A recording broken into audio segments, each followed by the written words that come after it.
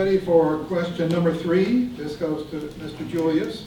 Please explain how the TIF districts benefit or harm the city and where the TIF money goes. Who is in charge of distribution?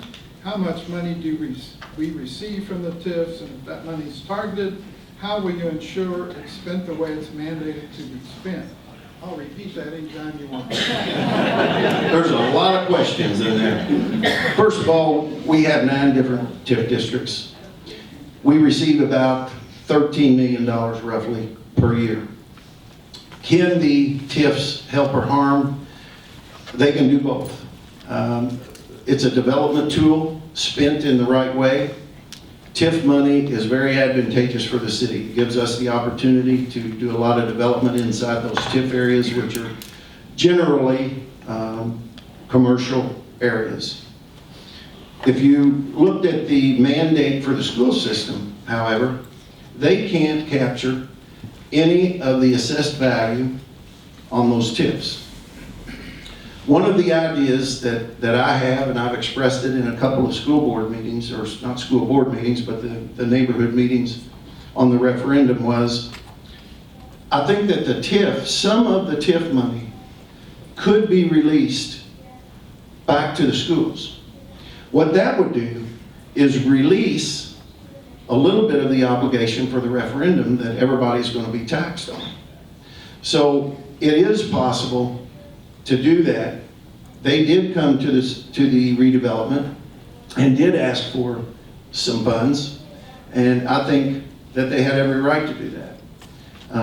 It's up to the redevelopment commission whether they want to give those funds or not, which is totally up to them. Redevelopment commission is made up of 5 boards. I think that was one of the questions, or 5 board members, 2 appointed by the city council, 3 by the mayor, and the mayor is a self-appointed voting member. So really, in my opinion, and there's been problems all over the state with redevelopment commissions and TIF funding. I think that the mayors in the state of Indiana have a little bit too much power over virtually half of the value of your city budget. So city budget is roughly $30 million. TIFs make up 13 of that. So I think that one person should not have that much control over all of those funds. The other thing is the TIFs, or the money should be spent inside those TIF areas. And they should not be spent on projects that don't bring revenue back to the city, TIF revenue. They were intended years ago to spend money in TIF areas that generate more money back to the TIF. That's how you get the TIF areas to grow.